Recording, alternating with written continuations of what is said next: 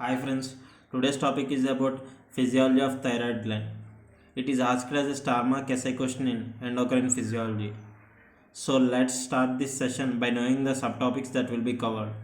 It is the functional anatomy of a thyroid gland and how the synthesis of thyroid hormone is occurring and how the synthesis is regulated and what are the actions of thyroid hormone and what is its pathophysiology, and we will cover these five subtopics in this session. The first subtopic, the functional anatomy of a thyroid gland. It is having two lateral lobes which is connected middle by isthmus. If we are going to look the lateral lobe, it is having a follicular cells.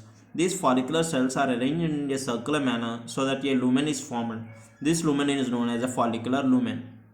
Beside the follicular cells, there is a blood vessel which is required for the transport of hormone that is produced by these follicular cells. So friends, the functional anatomy have been completed. Now the synthesis of thyroid hormone. If we are going to see, it is a complex process which is consisting of 8 steps. So we will discuss these 8 steps very briefly within a 5 minutes.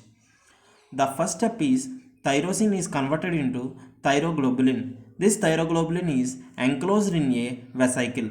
Now it is extruded into the lumen. It is sent out into the lumen. So the first step is tyrosine is going to convert into thyroglobulin. Thyroglobulin is enclosed in a vessel-like shape. Now it is sent into the lumen. The second step is co-transport of sodium and iodide ion into the follicular cell from blood. Now, this iodide is the inactive form. This iodide should be converted into active form, that is iodine. The third step is the iodide converting into the iodine by the enzyme peroxidase. The third step is catalyzed by the enzyme peroxidase. Now, this iodine reacts with tyrosine residue of thyroglobulin to form monoiodothyronine and diiodothyronine, which is a reaction known as organification reaction. So friends, what is organification reaction? The iodine molecule which is going to react with tyrosine residue of thyroglobulin to form monoiodothyronine and diiodothyronine is known as a organification reaction. Whenever the same molecules are present in the lumen, there are many molecules like this. So whenever they are going to couple each other, the next reaction itself known as a coupling reaction, monoiodothyronine is coupled with diiodothyronine to form triiodothyronine, which is called as a T3. Now if diiodothyronine is coupled with another diiodothyronine, it is going to form T4, which is also known as thyroxine. Now, this molecule thyroglobulin with T433 MIT and DIT is going to stay in lumen until and unless a signal is sent to the follicular cell. Unless a follicular cell is stimulated, it is going to stay in the lumen. Now the follicular cell is stimulated so that the molecule is going to enter into the follicular cell. Now the lysosomal enzymes is going to degrade into individual components. That means T4 is going to be degraded, T3 is going to be degraded, and MIT and DIT are sent into the iodide pool, and thyroglobulin is sent into the tyrosine residue. Means T4 and T3 are sent into the circulation via blood. MIT and DIT are again deiodinized to get the iodide ions, whereas the tyrosine globulin residue is converted into the tyrosine residue to get the first step. So friends, the synthesis of thyroid hormone is completed. Let's see how it is regulated. The thyroid hormone synthesis, like any other hormone, is regulated by hypothalamus pituitary. Hypothalamus is going to secrete releasing hormone, that is a thyroid releasing hormone, which is going to act on pituitary to produce thyroid stimulating hormone. Whenever it is produced in this step, the thyroid stimulating hormone is going to act, and it is going to from lumen to the follicular cell, and there is going to be a over secretion of T3 and T4. Whenever there is a over secretion, there is a feedback inhibition to thyroid releasing hormone receptors. TRH receptors are going to be inhibited by T3 levels, so that TSH is not produced more, such that T3 and T4 are down regulated. So friends, Let's see once again regulation, that is thyroid releasing hormone is secreted by the hypothalamus, which is going to secrete thyroid stimulating hormone from the pituitary. This thyroid stimulating hormone is going to act at this level such that more T4 and T3 are released into the circulation. Whenever there is a more level of T4 and T3, T3 is going to downregulate the TRH receptors. Now there is less senses of TSH and there will be less senses of T3 and T4.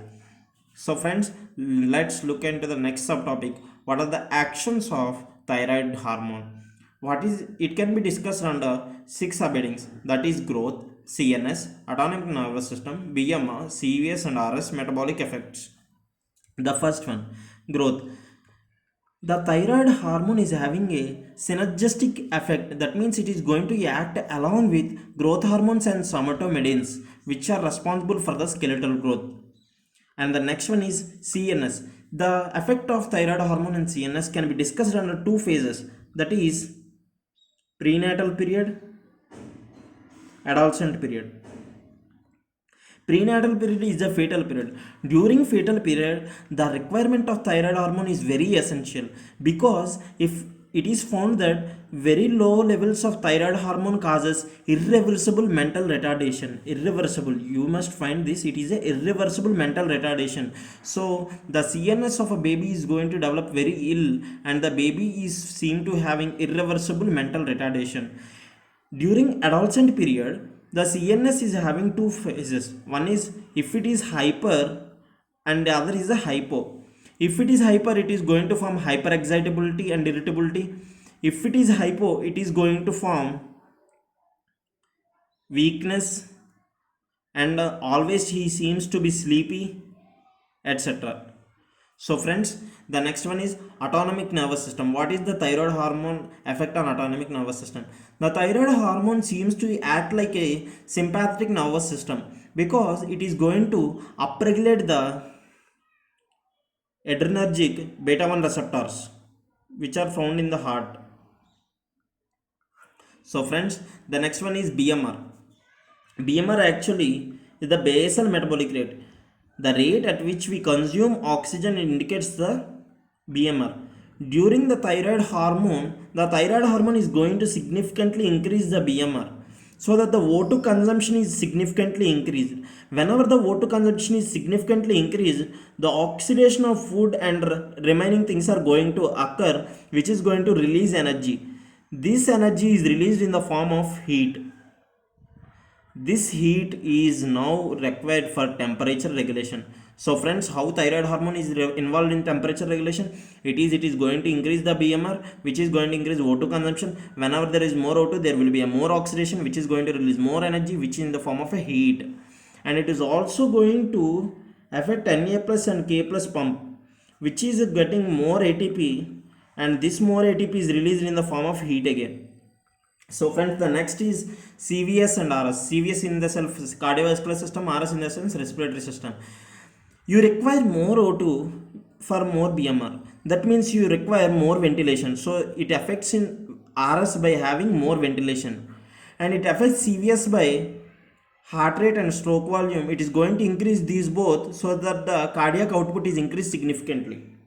And the metabolic effects. The metabolic effects include the glucose levels are increased, and the glucose breakdown is also significantly increased. The glucose levels are increased by gluconeogenesis and glycogen lysis, and it is now oxidized to get more energy by glycolysis.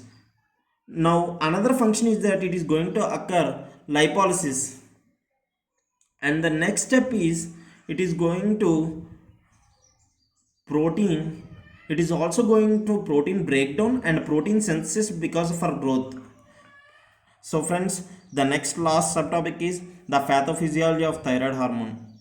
The pathophysiology can be discussed under two headings, that is hyperthyroidism and hypothyroidism. Hyperthyroidism indicates the founding of more levels of thyroid hormones in blood, and hypothyroidism indicates low level of thyroid hormones in blood.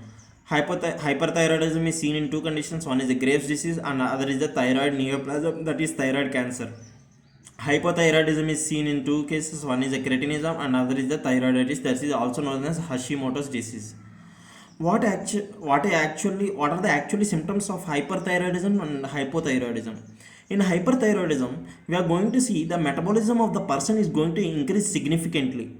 So the growth of the person will be increased significantly, and he will be suffering with the tremors, and he will having more cardiac output, and he is having more always sweating due to the more heat is regulated, and he is having the more breakdown of glucose and more amount of energy is coming in the form of heat. The quite opposite the hypothyroidism. So friends, let's once again summarize this topic. The functional anatomy, which is having two lobes and follicular cells, follicular lumen and blood. If you are going to see synthesis, it is a complex pathway with 8 steps. The first step is tyrosine, thyroglobulin, and the second step is iodide trapping, and it is converted into iodine active form. Next is organification, next is a coupling, next is a secretion, and then into the circulation. And how this is regulated we have already seen, and what are the actions are discussed briefly, and the pathophysiology can be discussed under very shortly. So friends, thank you for watching this video.